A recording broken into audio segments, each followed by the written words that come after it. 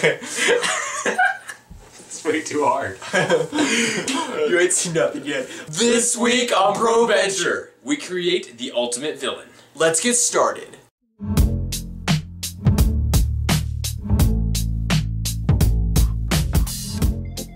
Before we get on to this week's feature-length presentation, this was recommended us / forced upon us by Frank Emsweiler, who is Emsweiler? Frank.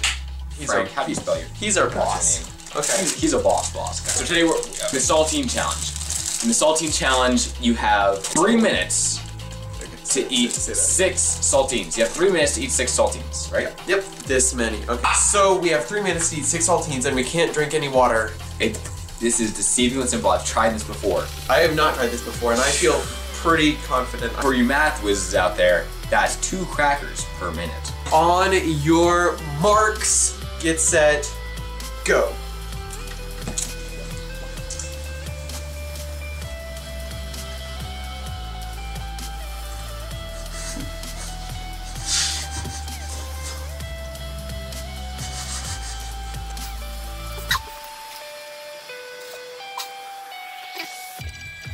Two minutes, 20 seconds left.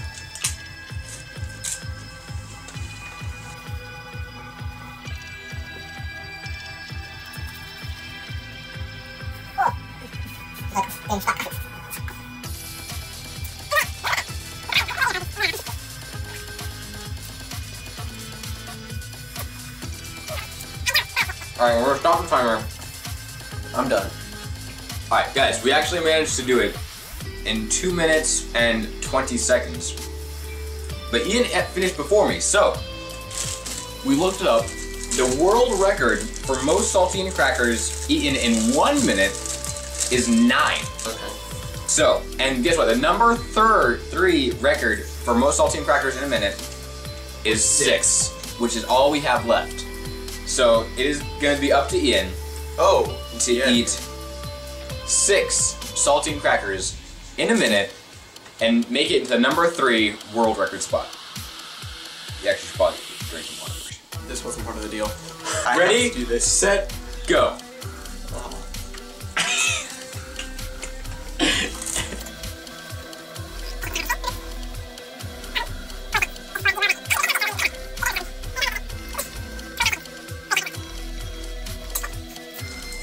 Alright, he has 10 seconds to eat that last 3. 5, 4, 3. Alright, so what happened? There was not enough lubrication in my mouth. Alright, so we've already decided we're going to be creating a villain today. Yes. There will be a villain made by the end of this video.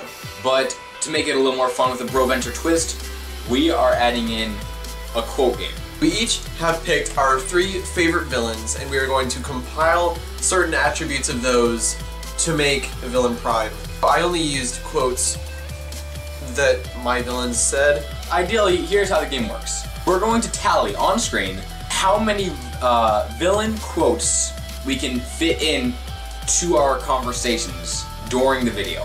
We each chose 3 villains that we liked and 1 anti-hero. Yes. Kind of like a villain, like just more so rogue, bounty hunter-ish. Yeah, and now the motivation, the passion behind this video is a lot of villains are lacking in either the story, motivation. So my favorite villain is Moriarty from the Sherlock TV series. He is a consulting criminal, so he's also like an evil Sherlock. So he has pretty much unlimited resources, and he is not really a mastermind, but he knows Sherlock and he knows what he will do. He can exploit Sherlock's weaknesses, and that's what I like about him. Like, he knows people so well that he knows their weaknesses and how to exploit them. He's an evil master detective. Yes! Clock King is my first villain choice. DC Comics villain. The reason I like him is he is the perfect planner. He is planned for the absolute smallest detail of a robbery, so that even if people like decide, I'm not gonna go to the bathroom, I'm gonna stay here, he has it planned so perfectly that he can really do whatever he wants without being caught.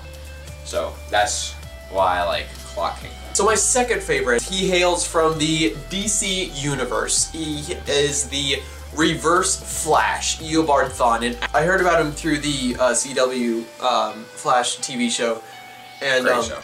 You're just gonna have to watch the series because it's a really good show. And the reason why I like him is he has a reason for hating Barry, who is the Flash. I just like the story, and he's also a mastermind, and he's fast. Alright, so this is what I'm assuming you're pulling, the attribute you're pulling off of him is a clever, good reason, like quote, good reason for villainy. Yes! My next villain is from the Marvel Universe, and it is Carnage. I super love Carnage because he's like crazy. He's just super focused on one task, that is killing Spider-Man, and will not stop and will hurt anyone and do anything because since he's not human, he's a symbiote. He can just kind of go crazy and do absurd evils to get Spider-Man. So that's what I like about Carnage. He's just super evil and will do anything to achieve his goal. Third villain is Master from Doctor Who, and actually, yeah. all my villains are from TV shows. So he's a Time Lord just like the Doctor, but he wants to take over the human race for his own nefarious purpose. And the reason why I like him is half the time he doesn't even focus on the Doctor. Like, he just wants to, like, for lulz, like, play with the human race.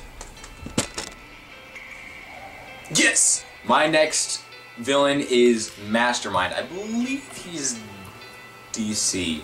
Mastermind I like because he doesn't go out in the front lines and like blow stuff up and do stuff really himself. He bends the wills of those around him to do what he wants them to do.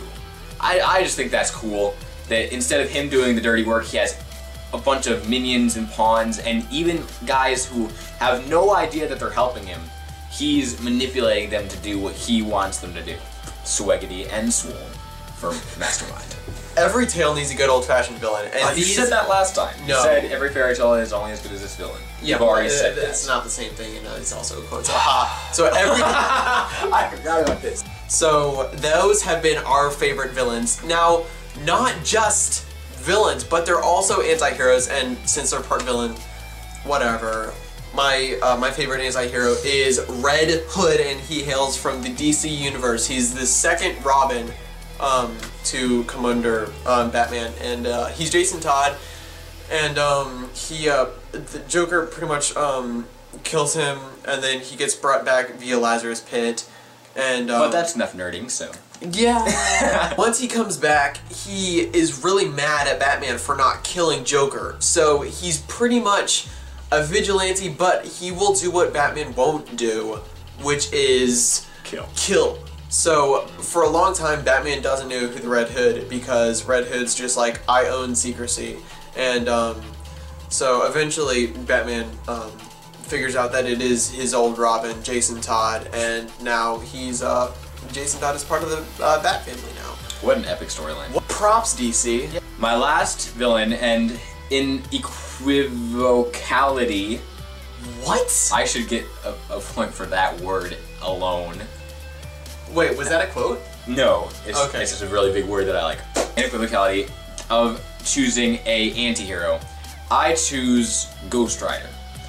Ghost Rider is, at least in the second movie, he's the spirit of vengeance. He made a deal with the devil for his soul in order to save his dad. His dad still ended up dying because it's the devil. Come on, guys. I don't know, he's a good person when he's a normal guy. And then whenever he sees an injustice, he turns into the spirit of vengeance Ghost Rider and goes around blowing stuff up and killing people and, you know, hurting the bad guys. Yeah, just kill yourself and get it over with. Boom, that's 3 quotes. The attribute that I can pull away from Ghost Rider is a split personality. So, 1 minute he's one guy, 1 minute he's the spirit of vengeance. The reason why I like Red Hood is because the elaborate backstory, man. You gotta get the motivation. Some of you may have noticed that we neglected Joker. Mass majority that I've ever asked agrees Joker is the best villain. And actually, we agree. Yeah, we actually do. So, to be fair, neither of us were able to choose Joker to pull off attributes. Okay, to recap, we have 8 total attributes. And they are strategist, focused, manipulative, split personality, brains, patience, unconcerned, and good backstory. So let us know in the comments below who your favorite villain is and why you Are like we able to put one of the subscribe boxes on our screen? Subscribe. So since I won the quote off by a whopping of 3 points, I get to change Darren's Instagram bio. Yep. You would have There we go. That was our villain video. So essentially, the ultimate villain would ideally, in our minds, have all of the characteristics listed. Or at least 5. Let's do this. Wait, no. No. Oh.